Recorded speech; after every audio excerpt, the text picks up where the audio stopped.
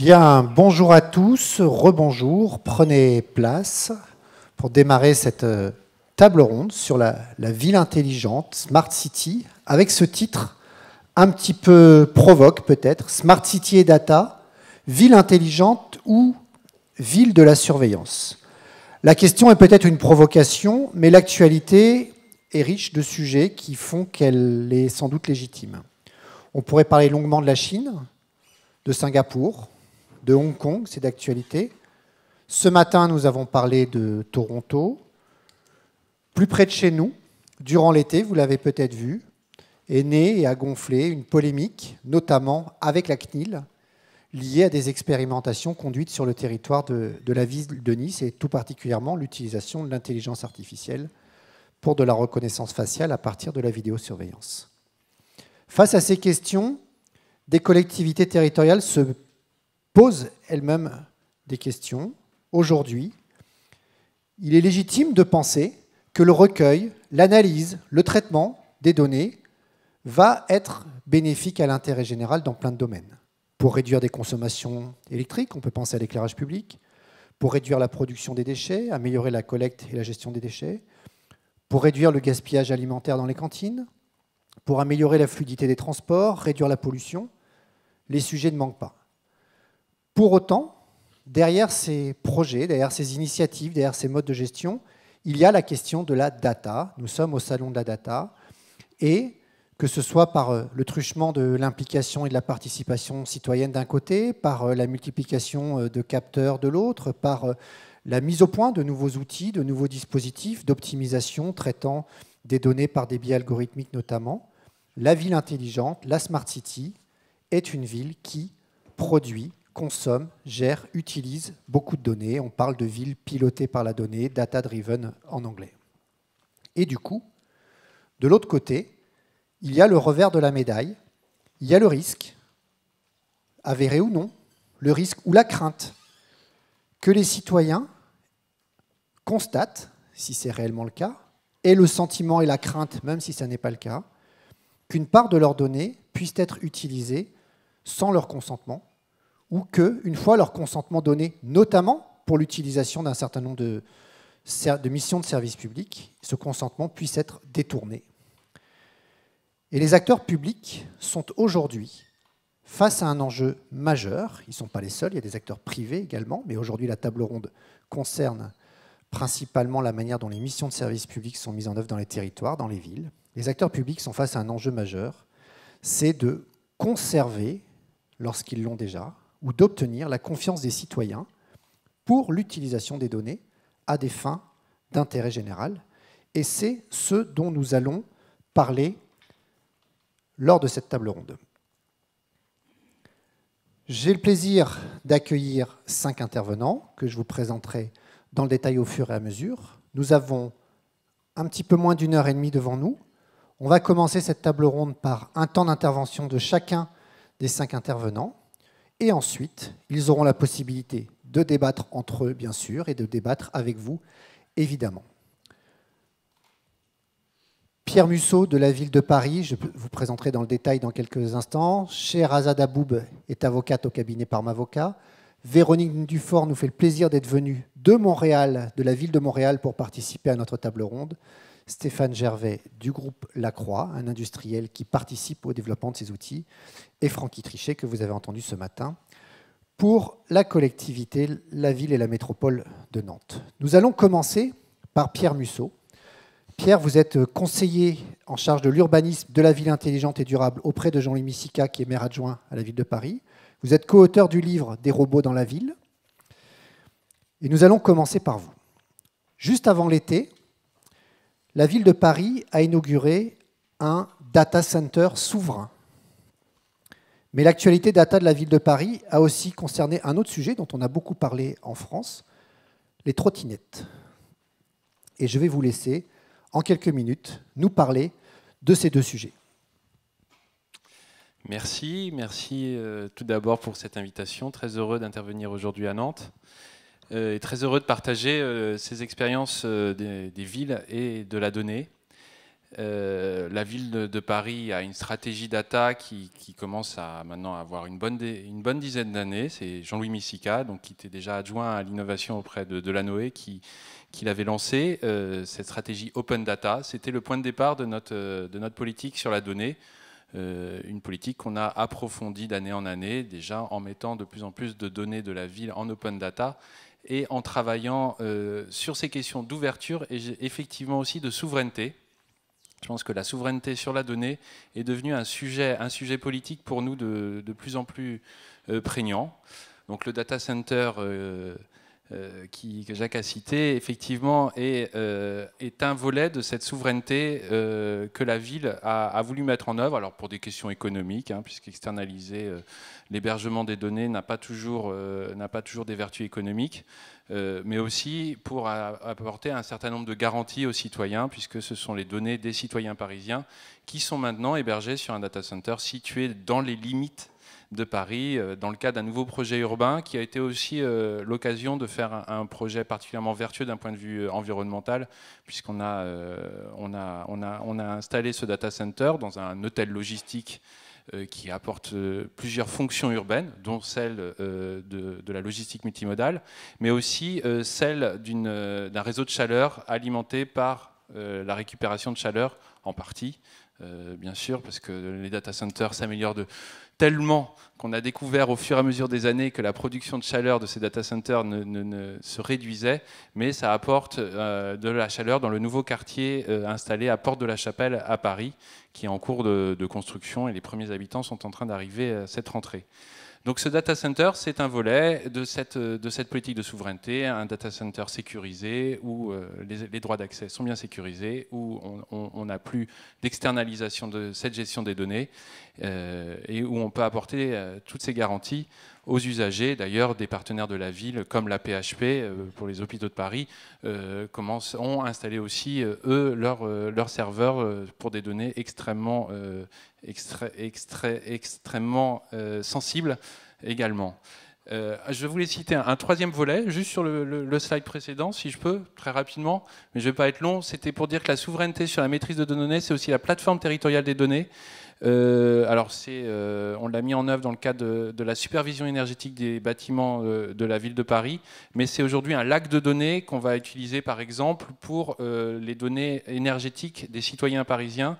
Là aussi, la souveraineté, je voulais insister, elle se joue aussi sur le logiciel utilisé. On a tenu absolument à ce que les briques soient open source pour qu'il y ait une véritable maîtrise. Et d'ailleurs, ces briques open source sont maintenant disponibles pour toute collectivité qui voudrait mettre en place ce lac de données. Je continue sur cette souveraineté en expliquant plus largement notre démarche data. La démarche data maintenant est déployée par le secrétariat général de la ville de Paris dans toutes les directions qui ont des correspondants data, qui organisent des rendez-vous data, des formations, qui disposent d'un marché data science. Le but, c'est que petit à petit, nos agents comprennent les usages de la data, déjà participent à la politique d'open data, puisque c'est un combat qui se mène sur le temps long, l'open data, pour obtenir que toutes les données de la ville soient partagées, mais aussi pour avoir une bonne utilisation. Et ça se fait pas uniquement en interne.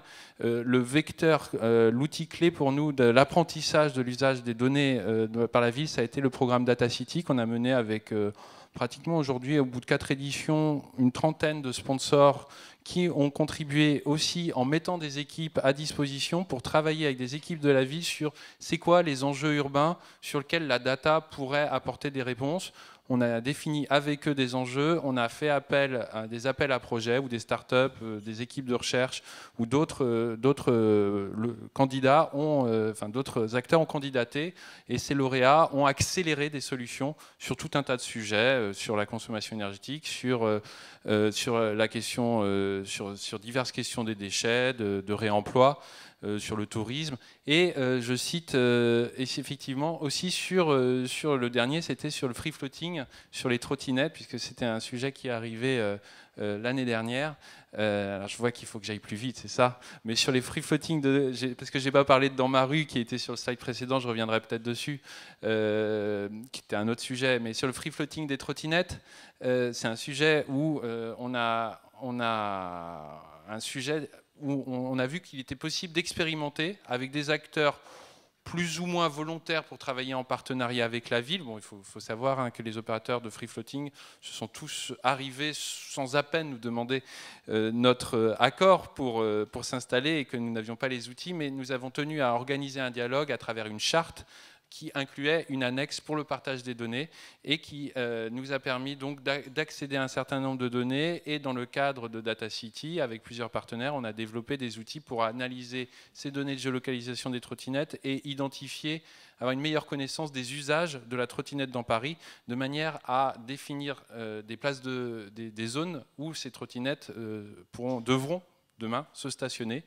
Aujourd'hui, on est encore en test et on affine avec un algorithme, on affine avec des équipes qui contrôlent sur le terrain l'opportunité de créer des places de stationnement. C'est des choses qui vont se mettre en place en cours de l'année. Il fallait aller très vite, puisque c'est un phénomène l'arrivée des trottinettes est arrivée en moins d'un an. 1% des parts modales des transports des Parisiens se sont faits avec ces opérateurs de trottinettes. Donc il fallait agir vite et c'est là où on voit l'intérêt de ces programmes de pôle innovation où on a mobilisé des agents, d'autres entreprises intéressées par ces problématiques et une start-up qui s'appelle Wintix qui nous a apporté une solution pour ça. Donc voilà un exemple pour illustrer comment aujourd'hui on cherche à mobiliser la data des acteurs privés. Ça devient un enjeu croissant pour nous de travailler avec eux. Je cite un exemple de Shared Street ici à gauche, qui est un projet américain sur lequel on a essayé de collaborer, où on utilise les données des VTC. Il faut savoir que le VTC dans une ville, dans les grandes métropoles, à Paris comme à New York, c'est une source de congestion. On voudrait organiser ça. Aujourd'hui, on n'a pas la possibilité d'imposer à ces acteurs le partage de la donnée. À New York, ils l'ont fait. Ils ont démontré que les VTC étaient une cause de la moitié de l'augmentation de la congestion. À Paris, on ne l'a pas. Donc aujourd'hui, on a besoin de forcer le partage de ces données d'intérêt général. On arrive à le faire avec des opérateurs qui arrivent sur le marché et qui ont besoin de collaborer comme des opérateurs de free floating de trottinettes. La loi doit prévoir, la loi mobilité, d'orientation des mobilités qui est en cours de discussion au Parlement, une nouvelle fois, prévoit toujours d'imposer ce partage. Je pense qu'il ne faut pas toujours attendre la loi, qu'on peut avancer. Il faut avancer parce qu'en même temps, la loi, il ne faut pas qu'elle cadre tout dans ses moindres détails et il faut expérimenter ce partage parce que derrière se jouent des enjeux de standards de partage de données qui font l'objet aujourd'hui de discussions internationales auxquelles on contribue entre villes européennes et aussi villes américaines pour savoir comment est-ce qu'on va définir des standards qui servent vraiment la ville.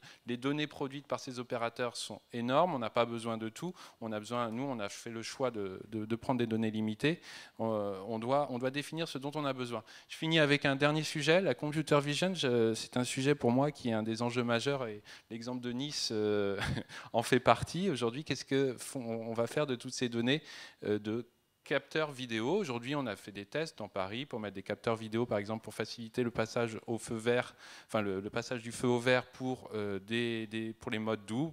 Donc, il faut reconnaître des vélos, il faut reconnaître des piétons, il faut reconnaître des trottinettes. Voilà ce que peut faire un capteur vidéo qu'on met au-dessus d'un feu. Maintenant, qu'est-ce qu'on va faire de ces données? Et puis, bon, ça, c'est assez simple quand c'est la ville qui maîtrise, mais en fait, des opérateurs privés arrivent avec plein d'idées. Je vais en citer encore un sur les trottinettes. Uber est en train de mettre un petit capteur sur ces trottinettes, un petit capteur vidéo pour tester ce qu'ils savaient faire, ce qu'ils ont appris à faire avec leur véhicule autonome. Ils savent se repérer dans l'espace, donc ils savent à partir d'un capteur vidéo dire où est-ce que la caméra se situe, donc sur une trottinette, si elle est sur un trottoir ou si elle est dans la rue, sur la voie publique, sur la chaussée, pardon.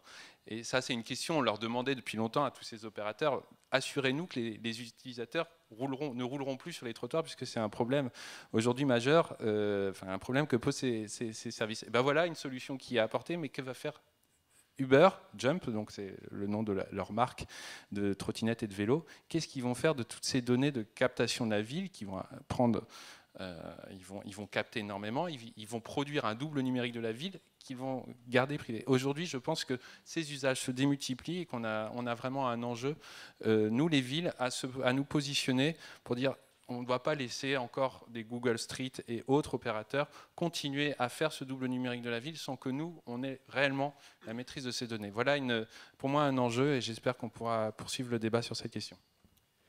Merci Pierre, c'est très clair. D'un côté, une stratégie, une politique voulue par la ville, de la souveraineté, du contrôle, de la maîtrise, et de l'autre, des technologies, des outils qui, pour une part, répondent à des objectifs d'intérêt général, mais qui, en même temps, à peine sont-ils déployés, posent des questions qui peuvent aller, si on tire le fil jusqu'au bout, sur des logiques de contrôle, de surveillance, en tout cas d'usage qui ne sont pas ceux que les pouvoirs publics avaient imaginés, et surtout pas ceux qu'ils ont pu souhaiter. Nous allons passer la parole à Stéphane Gervais. Stéphane, vous êtes vice-président exécutif du groupe Lacroix en charge de l'innovation stratégique. Et je suis ravi que vous soyez avec nous car on a régulièrement des rencontres, des tables rondes, des débats sur la ville intelligente. Et on oublie souvent de parler des outils de collecte des données. Il faut des capteurs, il faut des dispositifs, il faut de l'électronique. Le groupe Lacroix est un groupe industriel. Vous équipez des réseaux intelligents dans de nombreux domaines, l'énergie, l'eau, la mobilité. Et la question que j'avais envie de vous poser pour démarrer cette table ronde, c'est qu'est-ce qu'un industriel peut apporter au débat? Comment, en étant producteur des dispositifs qui sont très en amont de ces dispositifs de ville intelligente, comment est-ce que vous pouvez intégrer les préoccupations des acteurs publics et plus largement les préoccupations des citoyens dans la conception des outils électroniques qui vont être ensuite déployés dans la ville? Alors merci Jacques, bonjour à tous. Effectivement, qu'est-ce que vient faire un industriel ici? Comme on dit, aujourd'hui, c'est tout autour de la data. Il faut quand même des outils pour ramener cette data. Si on dit qu'effectivement c'est une mine, les data sur la mine, il faut quand même les pelles et les pioches pour pouvoir aller les chercher. Et nous, on fournit les pelles et les pioches, mais un peu plus intelligemment que des pelles et les pioches. Ce qu'on fait et notre positionnement, je vais quand même être assez rapide pour que vous compreniez qui on est, même si historiquement on est un groupe nantais, international quand même par sa taille, on est à peu près 4200 personnes, et on conçoit et on industrialise des produits plus ou moins intelligents, plus ou moins connectés, autour de la smart mobility, autour aussi de tout ce qui est smart environnement, donc la télégestion des réseaux d'eau, des réseaux d'énergie, de l'éclairage public et de l'industrie intelligente, avec une heure d'ici, un des premiers sites industriels 4.0 du futur, un des rares, et on va dire, ça fait très très longtemps qu'on n'a pas eu ça en France, et c'est à une heure de route, qui permet de pouvoir assembler tous les produits électroniques pour de multiples usages. Je ne suis pas ici pour vous faire la pub de Lacroix, je vais vous parler un petit peu sur la question de... Alors c'est un petit peu compliqué, hein, je peux vous faire un cours magistral si vous voulez un petit peu plus tard, mais qu'est-ce que vient faire un industriel là-dedans et quel rôle on peut avoir? Sur cette problématique de la donnée, il y a plusieurs philosophies. Nous, on a choisi une philosophie qui est un petit peu spécifique, qui est la philosophie de la smart data, et je vais essayer de vous expliquer ça brièvement. Mais comment est-ce que font beaucoup d'opérateurs ou de grands groupes? C'est de se dire, on récupère un maximum de données et après, on voit ce qu'on en fait. Donc on parle de big data, d'aller faire en fait créer des nouveaux cas d'usage sur de la donnée qui remonte un peu tout et n'importe comment. En fait, nous, c'est quasiment l'opposé. C'est-à-dire que sur la smart data, on est sur de l'intelligence distribuée. Ça veut dire quoi? C'est qu'en fait, on met de l'intelligence déjà au niveau capteur. Vous voyez un petit peu à gauche, vous avez tout un type de capteurs qui peut être bien sûr de la température, des niveaux, des détections de piétons ou autres. Et on met l'intelligence dédiée au niveau du capteur. Ce qui fait que ce qui remonte à l'utilisateur, c'est pas de la data, c'est quasiment de l'information qui est prête à être utilisée.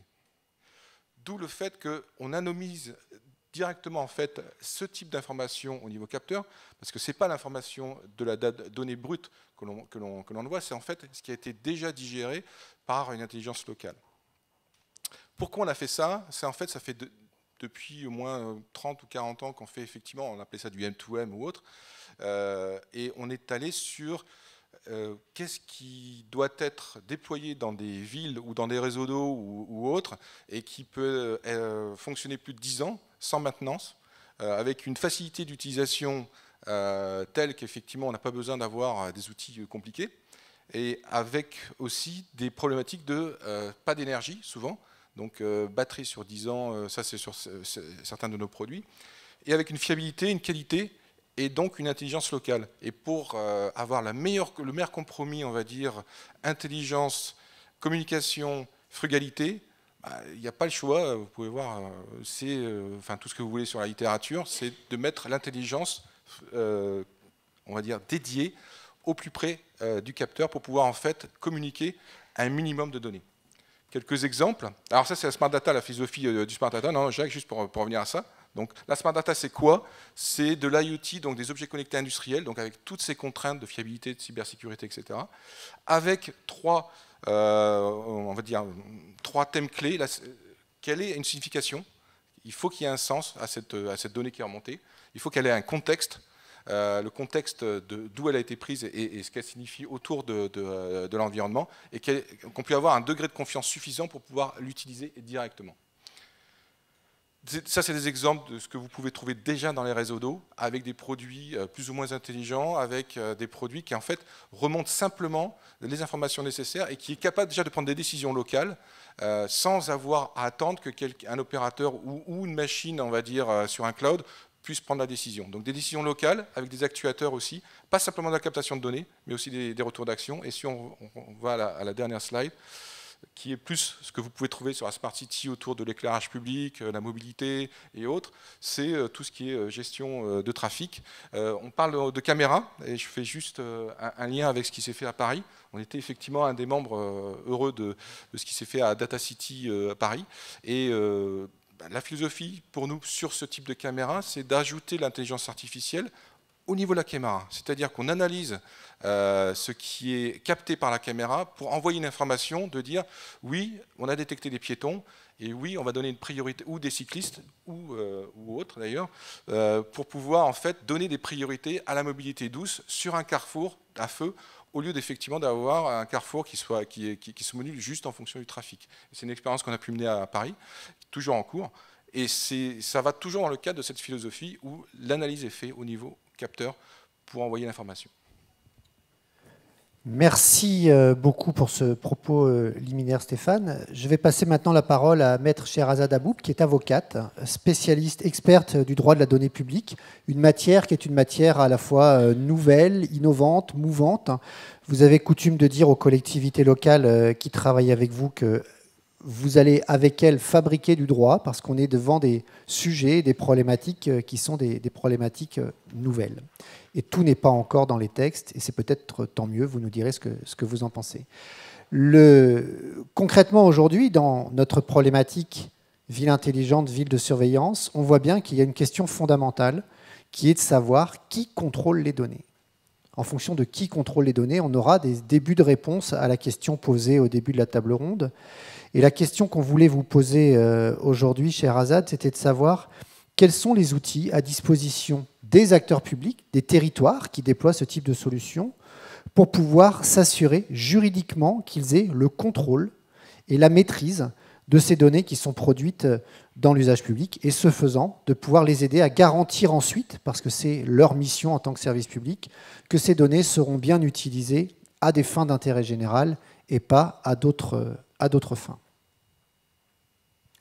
Alors, d'abord, merci Jacques pour cette invitation. Moi, je suis ravie d'être parmi vous. Merci au Salon d'organiser un si bel événement et de pouvoir parler de sujets aussi passionnants que les data et la sécurité et l'avenir en fait des villes. Avant d'entrer dans le sujet et de répondre à la question de Jacques, peut-être vous rappeler un petit peu mon cabinet, vous expliquer pourquoi je suis là. Donc, moi, je fais partie du cabinet Parmavocat. C'est un cabinet qui s'est créé il y a plus de 20 ans dans un seul et unique objectif, défendre et protéger les collectivités publiques. Donc on est un cabinet qu'on dit de niche, on ne fait que du droit public et on est plutôt orienté collectivité. Cette nouvelle expertise, Smart City, droit des données publiques, c'est pas forcément évident de mettre un terme. On a commencé à la développer en 2014 au moment d'un premier livre blanc avec la FNCCR Big Data des territoires, mais aussi avec un vrai premier projet, qui était le projet, et qui l'est toujours, de la métropole de Dijon, mais qui était, en tout cas au moment où il a été lancé, au moment où il a été conclu, innovant, ambitieux et surtout de très grande ampleur, puisque pour ceux qui ne le savent pas, c'est l'idée de connecter tous les postes de commandement de l'espace public sur une ville, avec des gros sujets bien sûr liés à la donnée, et je vous expliquerai d'ailleurs lesquels. Et suite à ça, entre 2014 et 2019, les demandes en tout cas des collectivités, le besoin des collectivités de se préoccuper de leurs données publiques a explosé. Autant en 2014-2015, c'était en émergence. Aujourd'hui, on peut quand même se dire qu'on est content, nous conseille de voir en tout cas que la place de la donnée publique commence à prendre sa place au sein des institutions, au sein des collectivités. Et c'est pour ça aussi qu'il y a un atelier comme celui-ci aujourd'hui, puisque ça devient vraiment un sujet. Pour passer sur la slide suivante, et éviter de vous faire un cours de droit, surtout après la pause déjeuner, je ne vais pas rentrer dans une grande démonstration juridique de qu'est-ce que c'est que le droit des données publiques, puisque ce n'est pas l'objet de notre atelier. Par contre, j'ai choisi pour vous aujourd'hui 2 gros enjeux. Il y a plein d'enjeux liés à la gestion des données publiques, mais en tout cas, et on pourra y revenir lors du débat, en tout cas, si on doit en identifier 2, très important et vraiment à mettre en avant et en priorité dans une stratégie de la donnée au sein des villes, c'est bien sûr le sujet de la propriété, mais pas que. Il y a aussi un sujet très important de la responsabilité.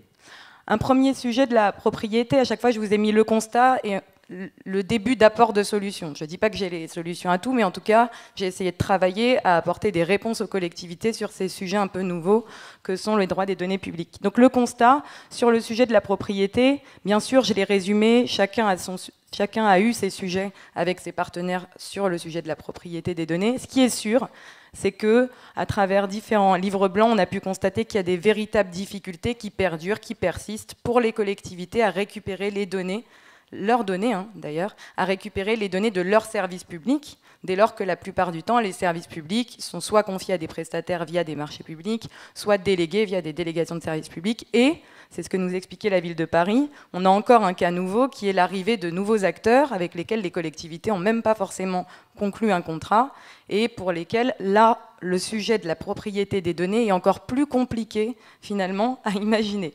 Mais restons sur cette question, en tout cas, de la propriété dans les contrats des collectivités. Le fondement juridique qui pourrait être envisagé pour se réapproprier, il ne s'agit pas d'aller récupérer des données qui ne sont pas les nôtres, au contraire, il s'agit de se réapproprier des données qui sont les siennes. C'est pour ça que je rejoins ce que vous disiez sur l'idée de maîtrise. On va récupérer et donc remaîtriser à nouveau ces données publiques, en mettant dans son contrat l'idée, toute simple, mais qu'il faut quand même noter, que c'est bien. Ces données, qu'on peut qualifier de biens au sens juridique du terme, sont nécessaires au fonctionnement du service public. Et pourquoi je vous ai mis théorie des biens de retour? Tout le monde n'est pas juriste, tout le monde n'a peut-être pas eu un contrat de délégation de service public dans ses mains. Il n'empêche que les biens de retour, c'est la théorie juridique qu'on utilise en délégation de service public pour justement récupérer la propriété des ouvrages de la délégation de service public en fin de contrat. Là, c'est exactement la même chose. Et on l'a transposé à Dijon, dans le contrat de Dijon, qui est un marché et non pas une DSP. On a dit les datas sont nécessaires à la continuité du service public et donc on a bien la propriété de l'ensemble des données du service public Smart City à Dijon. Donc voilà déjà sur ce premier sujet qui est la propriété des données. Il y a des solutions, le constat, ça n'est pas c'est trop dur, on ne peut pas les récupérer, bien sûr que si. Pour autant, il faut bien évidemment l'inscrire à un moment dans son contrat. Et finalement, ce sujet de la propriété, il est directement lié avec l'enjeu numéro 2, qui est le sujet de la responsabilité. Puisqu'encore une fois, si on souhaite prendre la propriété de ces données, il va falloir en être responsable. Ça, c'est un peu nouveau aussi. C'est-à-dire récupérer l'entière et pleine propriété de l'ensemble des données d'une ville. C'est quand même pas donné à tout le monde. Bien sûr, il faut être armé pour le faire, mais surtout, il faut être armé pour savoir gérer les données à caractère personnel. Alors, je ne vais pas revenir sur le RGPD. Il y a eu énormément de séminaires, de colloques depuis son entrée en vigueur il y a plus d'1 an maintenant. Mais ce qui est certain, c'est que là encore, le constat, c'est que dans des secteurs comme l'énergie, l'eau ou encore l'assainissement, les délégataires, pendant des années, ont considéré qu'ils étaient propriétaires des données à caractère personnel, donc de nos données à nous, usagers du service public, au motif, qui est justifiable juridiquement, qu'ils étaient les seuls à être responsables du traitement de ces données à caractère personnel, puisqu'effectivement, le contrat ne prévoyait rien, l'opérateur du service public s'était déclaré lui-même auprès de la CNIL comme étant le responsable du traitement de ces données. Et là encore, c'était un motif de refus de transmission du coût de ces données en cours ou à la fin du contrat. Donc là aussi, une proposition de solution juridique, c'est d'aller directement dans les textes de protection des données à caractère personnel. Ce qui est super, c'est que la loi IL et le RGPD nous donnent une définition très simple du responsable de traitement. Le responsable de traitement, c'est celui qui détermine les finalités et les moyens du traitement.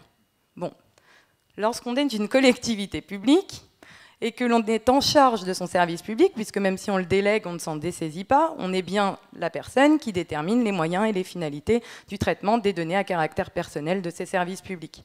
Donc on s'est fondé, encore une fois, c'est un raisonnement qui est fondé juridiquement sur des textes en vigueur. On s'est fondé sur ces textes pour dire que la collectivité prendrait la responsabilité du traitement, serait donc responsable de traitement, et on a placé le prestataire ou le délégataire dans la catégorie de sous-traitant. On ne s'en est pas pour autant, on ne l'a pas totalement dessaisi de ses attributions, puisqu'il va en traiter et en gérer des données à caractère personnel. Maintenant, il sera simplement le sous-traitant, et la notion de sous-traitant, je précise, n'est pas celle au sens des marchés, c'est bien celle au sens de la loi IL et RGPD, c'est bien celui qui traite des données à caractère personnel sous la responsabilité du responsable de traitement. Donc voilà, en tout cas, une piste juridique envisageable pour sécuriser à un moment les relations avec les prestataires. Donc vous dites aux collectivités locales, non seulement la maîtrise des données est importante et on a les moyens que vous en soyez propriétaire, mais du coup vous en êtes responsable, y compris responsable vis-à-vis des citoyens. Et qu'est-ce que la collectivité a comme moyen pour ensuite dire aux citoyens, oui, je suis responsable, mais vous pouvez avoir confiance dans les usages qui vont être faits des données parce que je suis un acteur public. Quelles sont les pistes que vous proposez ? Alors effectivement, quand on arrive à ce deuxième étage de la fusée, c'est que déjà on a fait tout ce travail premier qui est de s'interroger sur la propriété des données. Et c'est justement parce qu'on a fait ce travail, qu'on peut passer d'ailleurs à la slide suivante. Que je n'ai pas, c'est pour ça que je posais la question directement. Pas de souci. Donc on peut instituer du coup un cadre juridique plus contraignant qui découlerait bien sûr d'une stratégie. Alors c'est pas parce qu'on est à Nantes que je vais citer Nantes, mais je suis obligée, compte tenu de l'actualité nantaise de cette année, de parler de la charte. Bien sûr, Francky Trichet y reviendra. Moi, je voulais en parler en des termes plutôt juridiques, pour vous expliquer, en tout cas, c'est plutôt mon rôle, mais pour vous expliquer en tout cas que c'est un des moyens, une charte, ça peut être aussi un règlement des usages, ça peut être un service public métropolitain de la donnée, comme l'envisage Rennes, mais ce qui est sûr, c'est qu'à Nantes, à un moment donné, il a été décidé d'acter un certain nombre de grands principes liés à la gestion de la donnée publique dans un document chapeau. La charte, c'est quelque chose qui existe depuis le XIIe siècle. C'est quand même un document qui, à chaque fois j'entends qu'il n'a pas de portée juridique, c'est faux. C'est un document qui peut tout à fait avoir une portée juridique, qui a une portée juridique en tant que telle, puisque proclamer une charte, c'est déjà lui donner une valeur juridique. Maintenant, ce qui est certain, c'est que cette charte, il faut la faire vivre. Et pour la faire vivre, il faut la décliner. La décliner, on peut la décliner de plusieurs façons. La ville de Paris a fait ses chartes justement sur les antennes relais il y a très longtemps et a décliné la charte en faisant contresigner des opérateurs comme Orange ou SFR en bas du document. Ça, c'est déjà un premier élément en tout cas à envisager. Le deuxième élément à envisager, c'est de l'annexer parfois à certains contrats, à certains partenariats justement. Est-ce qu'un Uber, est-ce qu'un Airbnb, est-ce qu'un acteur comme ces nouveaux acteurs, en tout cas de l'espace public, accepteraient de voir annexer un tel document qui va donner une lecture aussi du contrat et du partenariat. Et le troisième étage de la fusée, je reste encore sur mon idée de fusée, ce serait, dans l'idéal, de pouvoir décliner les principes de cette charte dans l'ensemble des contrats de la collectivité. C'est le travail dans lequel va se lancer la métropole nantaise, mais pas que la métropole nantaise, c'est un travail que souhaitent réaliser un certain nombre de collectivités. Ce document chapeau, en plus, donne des bonnes lignes directrices pour implémenter un certain nombre de principes dans les contrats. Et surtout, ça donne un signal fort, mais ça, je ne vais pas trop empiéter non plus, aux opérateurs, que ce sujet-là, en tout cas, a été pris en compte au sein de la collectivité. Et ça donne plus de pouvoir au service, parlons concret, ça donne plus de pouvoir au service pour ensuite pouvoir négocier aussi les contrats avec les opérateurs. Il y a une charte, c'est quand même pas pareil que s'il n'y a rien. Merci beaucoup. La transition est toute trouvée. Nous allons passer la parole à Francky Trichet, adjoint au maire de Nantes, en charge de l'innovation et du numérique. Nantes a rendu public cette charte qui est effectivement à ce jour, qui était au moment de sa sortie, qui demeure à ce jour une première en France, charte métropolitaine de la donnée. Alors, démarche juridique, démarche politique, démarche stratégique. On vous laisse nous présenter la façon dont vous avez piloté et porté ce projet. Merci beaucoup. Alors, je suis vraiment ravi de la diversité des acteurs sur cette table ronde, parce que je crois qu'on a vraiment les différents points de vue qui sont exposés, et je trouve intéressant en tout cas que, c'est assez rare qu'on a cette vision-là, et qui plus est la vision juridique. Donc merci Sherazade aussi d'avoir rappelé ici. En fait, le prisme de cette charte métropolitaine de la donnée, il est multiple. Oui, c'est un objet avant tout politique, mais au sens noble du terme, puisque c'est un objet qui a pour vocation aussi pour nos citoyens de replacer en fait le débat de la donnée comme étant pas un débat technologique, comme étant pas un débat de la fabrique de la cité, mais comme étant un débat de un vrai débat sociétal, puisqu'elle aborde aussi jusqu'à l'intelligence artificielle, des notions qui sont aujourd'hui discutées, débattues, mais sans vraiment fond. Et nous, la collectivité, impulsée par Joan Orlan, la volonté de cette charte, c'était un choix effectivement d'un objet en tant que tel juridique, même si c'est pas ce qui a conditionné au départ en fait notre choix, même si on s'est posé la question après quel objet, pour en faire quoi. C'est vraiment de poser en fait cette vision territoriale sur une doctrine, sur des valeurs fortes, de ce sur quoi la collectivité s'engage autour de la donnée publique. On reste sur ce giron-là, c'est important de bien le noter, chacun a sa place, chacun a ses responsabilités, mais dans lesquelles on a souhaité à la fois adosser une démarche, un peu à la nantaise, où on n'a pas travaillé avec les équipes en interne, je les salue d'ailleurs dans la salle pour le travail réalisé, et des experts de la donnée qui nous ont accompagnés. Mais on a vraiment voulu mettre cette constitution en fait, de ce que doit être la doctrine, l'idéologie, portée par des valeurs qui sont les valeurs nantaises, mais la contribution citoyenne nous apportait, la contribution des industriels nous apportait, et on a vraiment une démarche de co-construction de cet objet, qui est un objet vivant, vous l'avez rappelé, effectivement, ce n'est qu'une étape. Ceci étant, qui avait pour finalité de poser un document, qui a une valeur juridique dont acte ou pas, mais en tout cas effectivement les prémices d'une valeur juridique, et sur lesquelles, vous l'avez bien rappelé, on va décliner maintenant très concrètement, dans le cadre de conventions, dans le cadre de silos sur des types de données, des contrats, des clauses qu'on va annexer à certains contrats sur des marchés. Ça c'est le travail qui nous reste à faire, qui n'est pas un travail assez simple, mais qui est un travail extrêmement intéressant, parce que là on va aller toucher effectivement la relation la plus profonde avec les différents opérateurs qui aujourd'hui fabriquent la ville. Donc un objet politique de fait pour rappeler un peu ce que vous évoquiez ce matin, Jacques, sur la notion de comment redonner confiance. Quels sont les objets qui aujourd'hui, autour de la donnée, vont permettre justement aux collectivités, aux politiques, à tous les experts de la fabrique de la ville, on va dire, avec la donnée au centre. On est tous dans cette salle, en tout cas, les gens qui ont de l'appétence sur la donnée. Comment on redonne confiance aux citoyens sur cet enjeu-là, qui a besoin d'avoir des garants, qui a besoin d'avoir des points de repère, des caps. Et je crois qu'aujourd'hui, alors on n'est pas novateur, hein, puisqu'il y a des grandes villes, et je salue Montréal, avec qui on a aussi travaillé sur cette notion et cette trajectoire de la donnée, parce qu'on partage les mêmes valeurs sur cette donnée. On a des indicateurs qui nous montrent que oui, poser une charte, c'est un acte fondateur, c'est un acte fort pour le citoyen, c'est un acte fort pour les partenariats et on va dire les collectivités qui veulent travailler avec ces opérateurs en proximité. Je pense qu'à l'échelle des métropoles, c'est un acte fort aussi. Je crois que le périmètre métropolitain est bon. Pourquoi ? C'est pas que les autres périmètres sont pas bons, mais c'est qu'on est un écosystème, on va dire, qu'on a l'habitude de travailler ensemble sur des dispositifs suffisamment grands pour créer du sens et pas que de l'expérimentation. Et puis, on a une masse qui, à mon avis, aujourd'hui, donne en fait du corps à ce que pourrait être un objet comme celui-ci à l'échelle du métropole avec tous les acteurs qui doivent s'engager. Et le dernier élément, c'est l'effet plutôt vertueux, entraînant que vous avez évoqué sur se dire, cette charte, effectivement, elle est propulsée par la métropole et les collectivités, mais elle est aussi, en termes d'engagement, elle est poussée, tirée, je ne sais pas, par un ensemble d'industriels, d'associations. Et là, on peut effectivement peut-être montrer les premiers signataires, non pas de cette charte, mais qui s'engagent auprès de nous en disant oui, cette charte-là, pour nous, elle a du sens pour notre entreprise, parce qu'effectivement, on travaille à la périphérie des politiques publiques et de la donnée d'intérêt général, j'y reviendrai par la suite, mais aussi tout simplement parce qu'en interne, on partage ces valeurs-là, et en responsabilité, on croit qu'aujourd'hui, la donnée, c'est un objet politique, un objet social, et sur lesquels on doit tout à chacun, sur un périmètre qui est le nôtre, s'engager, poser des valeurs pour tracer en fait un avenir.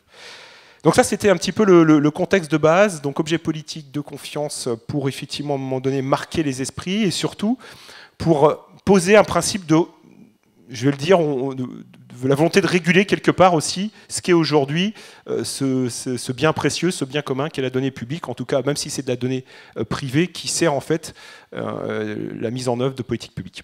Alors si je reviens un peu plus dans les valeurs et ce qu'on retrouve dans cette charte, alors je ne vais pas toutes vous la décrire, il y a 13 engagements qui sont assez précis.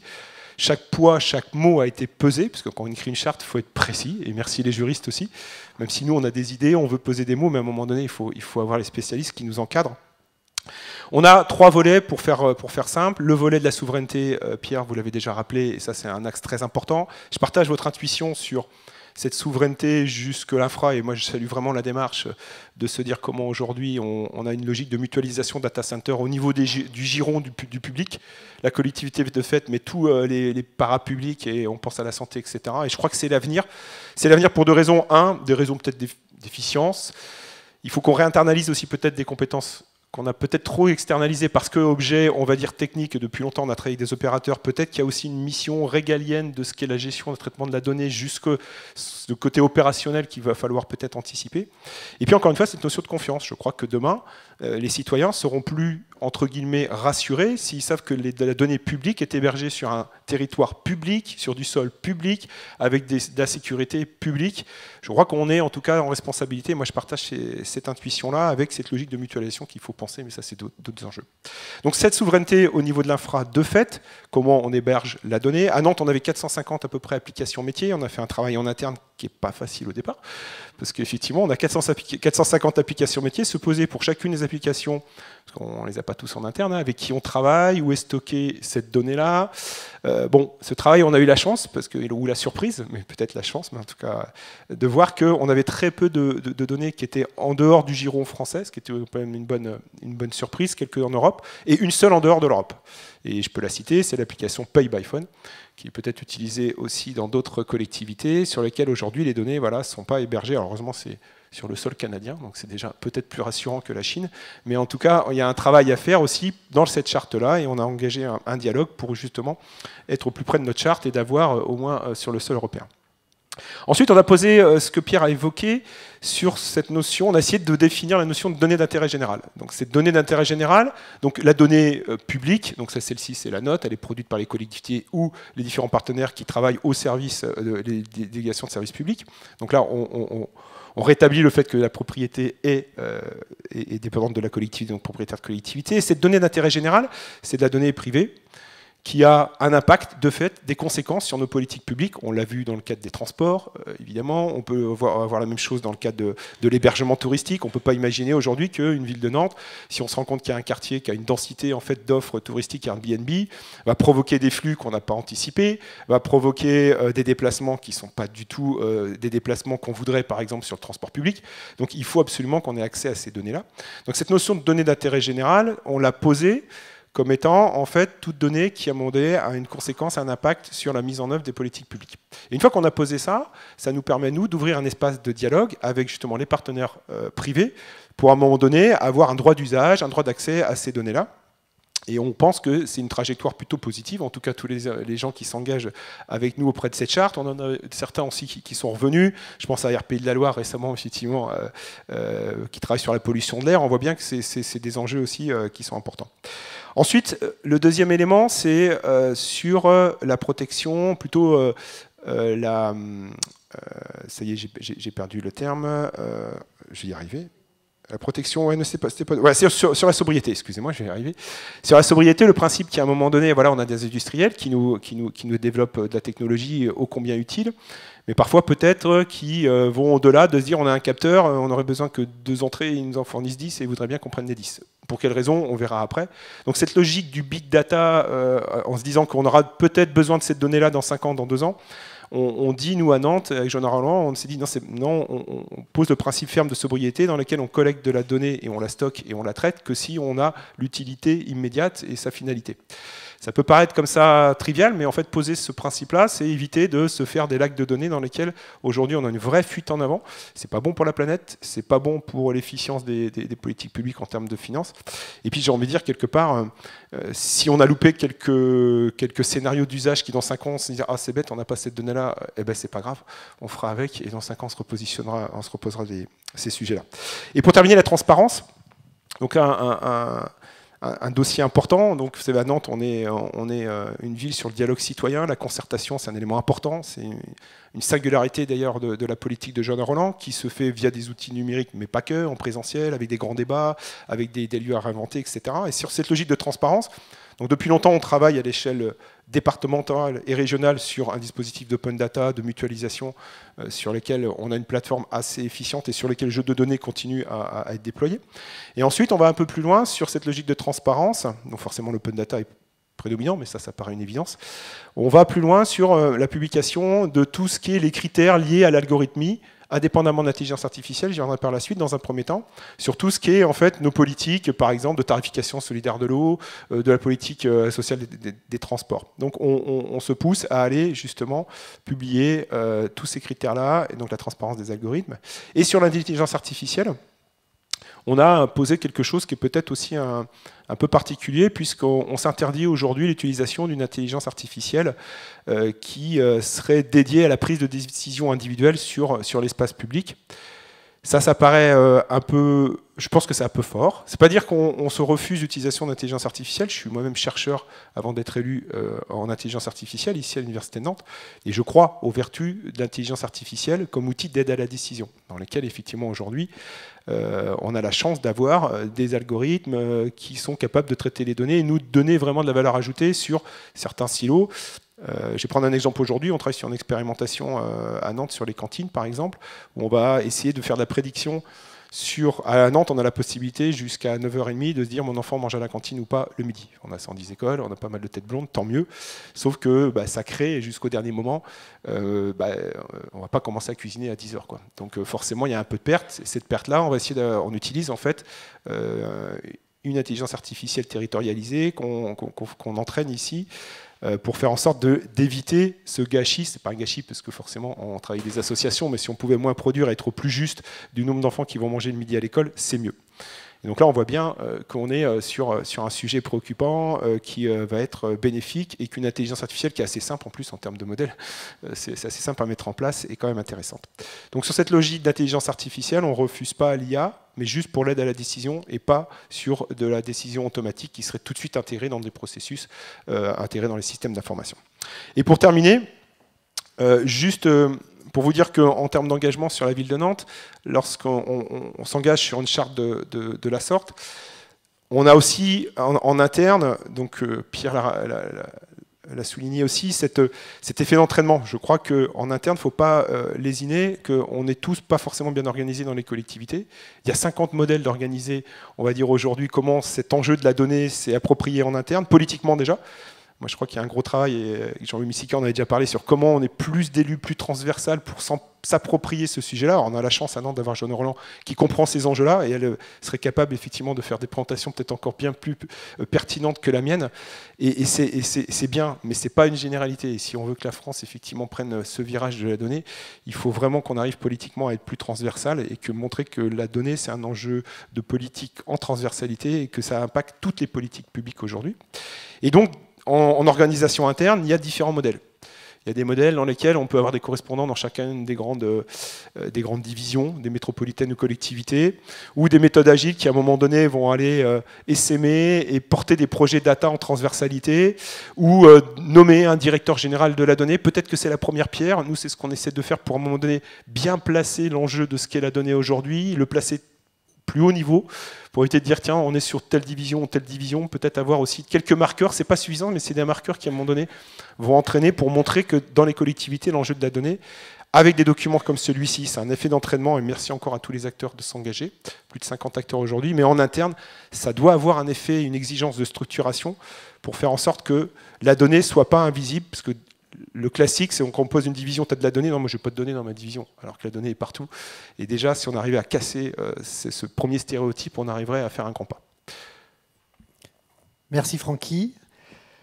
Nous allons maintenant entendre avec grand plaisir Véronique Dufort, qui est chef d'équipe des données ouvertes de la ville de Montréal, au sein du laboratoire de l'innovation urbaine de Montréal, qui est un laboratoire d'innovation qui fait, on peut le dire, un petit peu autorité, référence, en tout cas beaucoup de collectivités du monde entier s'y précipitent pour le visiter, y compris une grande délégation nantaise il y a quelques semaines en arrière. Vous étiez précédemment en charge des véhicules autonomes, donc pas uniquement les données ouvertes, mais une vision aussi d'autres usages des données aujourd'hui dans la ville intelligente. Et votre regard nous intéresse tout particulièrement parce que Montréal donc, est une ville pionnière sur un certain nombre de sujets, qui est aussi connue, non pas la ville de Montréal, mais le territoire pour avoir fait naître cette charte pour une intelligence artificielle éthique et responsable qui fait un petit peu référence et autorité dans le monde aujourd'hui. Et il se trouve que la ville, pour le coup, la collectivité, la ville de Montréal, se dote aussi à son tour d'une charte spécifique pour les données dans le cadre d'un programme de ville intelligente. Et on va vous laisser nous en parler. Merci, ça me fait plaisir d'être avec vous sur le panel. Donc, un peu de contexte pour la Ville de Montréal. Je ne sais pas si vous saviez, la Ville de Montréal, en fait, c'est le berceau de l'intelligence artificielle, entre autres par les travaux de deep learning du chercheur Yoshua Bengio, qui est chercheur à l'Université de Montréal. Donc, on a le centre Le Mila, qui actuellement est assez populaire. Là. Oh, excusez, qui est assez populaire. En fait, il y a une effervescence vraiment importante au niveau de l'intelligence artificielle actuellement à Montréal. On a une super grappe sur l'intelligence artificielle au service des chaînes d'approvisionnement. Nouvellement, un observatoire sur les impacts et des enjeux sociaux de l'intelligence artificielle qui est arrivé au Québec. On a une multitude de compagnies, d'entreprises, de la start-up aux grands joueurs sur le marché comme des Google, Facebook Research, IBM, pour ne nommer qu'eux, qui sont présents à Montréal. D'ailleurs, il y a aussi beaucoup d'opportunités d'emploi, si ça vous intéresse, notamment à la Ville de Montréal. Non, mais on va... Mais il y a une grosse effervescence, puis je dois dire que c'est un milieu qui... on cherche des gens.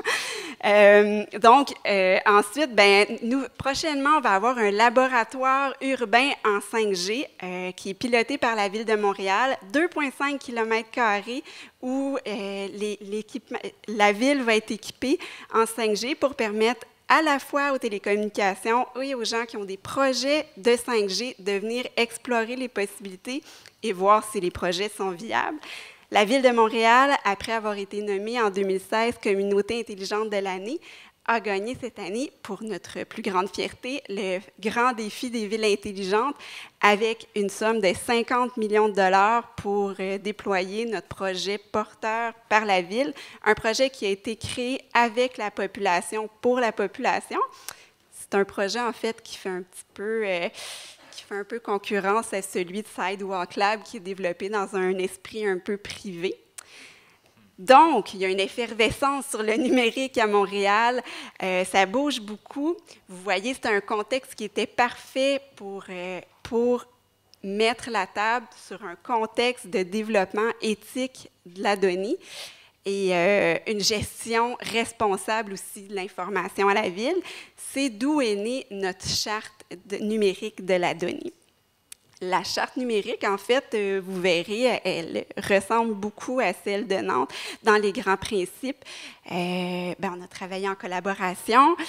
Notre charte, elle n'est pas aussi avancée que celle de Nantes, c'est-à-dire qu'en ce moment, elle est ouverte au public. En fait, elle l'a été tout l'été. On a publié une version bêta qu'on a publiée sur Internet. Et là, on faisait un appel aux commentaires, aux recommandations, à la fois des citoyens. C'est sûr, c'est un domaine assez complexe, c'est un domaine très niché, donc on trouvait que c'était important de mettre les principes de base comme base de discussion. Puis ensuite, on veut aussi la présenter à l'écosystème de la donnée pour évaluer comment ils se perçoivent face à ce nouveau cadre. Donc, notre charte s'articule en 5 grands principes. Le premier, c'est évidemment la garantie des droits de la personne, le respect de la vie privée, qui est quand même le cadre classique. On a également tout ce qui est intérêt général et bien public. On pense que le bien commun doit primer sur les intérêts privés dans les développements de la Ville de Montréal. C'est un peu des concepts qui se rapprochent de la charte de Nantes. On a également un principe sur l'équité d'accès, c'est-à-dire que tous les développements, ils doivent aller au-delà de la fracture numérique et être inclusifs. On a le principe de souveraineté numérique, dont on croit fermement à la Ville de Montréal que tout ce qui se passe sur notre territoire, s'il y a des collectes de données qui peuvent nous aider dans nos opérations au quotidien ou dans notre planification, on devrait réussir à récolter les données. Pas nécessairement toujours les données dans leur ensemble, mais minimalement les données qui peuvent nous servir. Pour arriver à savoir quelles données peuvent nous servir, on a besoin du 5e principe qui est le droit à l'expérimentation, parce qu'on ne sait pas toujours qu'est-ce que le numérique peut nous apporter. Donc, notre 5e principe, c'est le droit à l'expérimentation. C'est laisser une place où on peut, par exemple, dans le cadre du laboratoire 5G, faire des tests pour mieux cadrer qu'est-ce qu'on a de besoin. Nos ancrages, nos inspirations pour en arriver à cette charte, d'abord, il y a notre collaboration avec Nantes, mais un peu en amont, on en a parlé. Il y a la déclaration de Montréal pour une intelligence artificielle responsable. Ça, c'est mené par l'Université de Montréal et ça fait l'objet de multiples séances de co-création avec les citoyens, avec l'écosystème de la donnée, avec les gens de l'intelligence artificielle, les gens du numérique, même les gens des jeux vidéo, parce qu'on a aussi une effervescence en jeux vidéo à la Ville de Montréal. Donc, beaucoup de co-créations qui ont été menées pour arriver à des grands principes, bon, qui, sans vous surprendre, là, tournent autour d'un développement pour le bien commun. On a également des travaux d'acceptabilité sociale sur Internet des objets qui ont été menés par le centre, le CIREC, disons le CIREC, vous irez le chercher sur Internet, mais qui s'intéresse au cycle de vie des services finalement. Puis une de leurs recommandations, c'était vraiment de se doter d'un cadre pour mieux gérer finalement l'arrivée d'Internet, de l'intelligence artificielle. Je m'en voudrais de passer par-dessus la démarche de données ouvertes qui est gérée par mon service. Donc, on a une vaste démarche de données ouvertes à la Ville. On est fiers de notre politique d'ouverture de données par défaut, qui n'est pas commune, en fait, chez nous. Je pense qu'en France, vous l'avez par défaut. Mais nous, bon, on est une des seules villes québécoises la seule ville québécoise qui a cette politique d'ouverture de données par défaut. C'est beaucoup plus difficile à mettre en place que ce qu'on aurait pu penser. On le fait vraiment par souci de transparence. Par contre, on a la Ville de Montréal, c'est 19 arrondissements. Et l'agglomération de Montréal, c'est 15 villes qui la constituent. C'est très complexe là, à gérer. Finalement, on n'arrive pas au rythme qu'on voudrait, mais ça nous a permis, en fait, la démarche de données ouvertes, de définir les balises, puis d'aller questionner la population et les employés de la ville pour voir c'est quoi nos enjeux, nos défis, et de proposer un plan d'action. Et finalement, notre fameuse candidature au défi des villes intelligentes, peut-être que vous en avez entendu parler, c'est un projet qui s'articule autour de l'accès à l'alimentation, la mobilité intégrée et la mobilité de quartier. Tout ça supporté par un pôle de données en mobilité, un pôle de données sociales. Et quand on parle de fiducie de données, là, on souhaite englober par un écosystème de données ou une fiducie de données, la gestion de ces données qui ne seront pas strictement des données publiques, mais qui vont être des données du territoire captées par de multiples partenaires, parce que le défi des villes intelligentes, c'est vraiment des projets de partenaires externes regroupés ensemble pour faire une candidature vivante qui va répondre aux besoins des Montréalais. J'ai passé rapidement aussi sur notre partage avec l'ADOT, qui est Los Angeles Department of Transportation, parce que nous aussi, on vit l'arrivée des trottinettes et Jump, et appuyé sur ce qu'on a vu à Paris, on s'est dit que peut-être qu'on pourrait aller voir ce qui se fait pour bénéficier des meilleures pratiques. Donc, en ce moment, il y a un format, une standardisation de données qui a été mise en place par Los Angeles, qui est aussi là, déployée à Santa Monica et dans d'autres villes. Donc, c'est une première à la ville. On impose, dans le cadre, en fait, on donne des permis à ces opérateurs et on leur impose la réception de données. Pas l'ensemble des données, mais un minimum pour que nous, on puisse mieux gérer nos flottes, puis qu'on puisse mieux les planifier dans l'avenir. C'est toujours dans un contexte de projet pilote, évidemment. On va voir comment on le déploie pour l'avenir, là, parce que là, la période hivernale arrive et il n'y aura pas de trottinette durant cette période. Donc, on veut une démarche ancrée vers l'avenir. C'est quoi nos prochaines étapes? Je vous l'ai mentionné, on a ouvert notre charte pour les commentaires. Là, on est en train de colliger les commentaires. Éventuellement, on veut vraiment faire des forums avec la population, puis étant un sujet plutôt niché avec l'écosystème des données montréalais pour voir à quel point ils se reconnaissent dans cette charte, qu'est-ce qu'on pourrait y apporter de mieux. Éventuellement, on va la publier, mais vous pouvez quand même y avoir accès actuellement sur Internet. La Ville de Montréal a aussi adhéré à Cities for Digital Rights tout récemment, puis on va participer avec la ville d'Helsinki, Londres et Amsterdam à l'analyse du volet éthique de la donnée en intelligence artificielle. On poursuit notre plan d'action en données ouvertes avec vraiment un volet très axé sur comment la culture de la donnée peut être déployée, comment on peut prendre des meilleures décisions appuyées sur les données. Puis pour ça, on a besoin de trouver des façons créatives d'aller chercher la mobilisation de la population, la société. il y a une partie de la société qui s'y intéresse, le milieu académique, mais vraiment, on va aller chercher les gens pour qu'ils comprennent mieux, et puis on doit développer de la littératie numérique. Et finalement, ben, on a parlé, je suis au laboratoire d'innovation urbaine de Montréal. On croit vraiment que c'est par des processus d'expérimentation, se donner des espaces où est-ce qu'on peut créer, où est-ce qu'on a le droit à l'erreur, pour voir qu'est-ce qu'on peut faire des données avant de déployer de la réglementation. Donc voilà ce qui fait le tour de la présentation de Montréal. Prête pour la suite.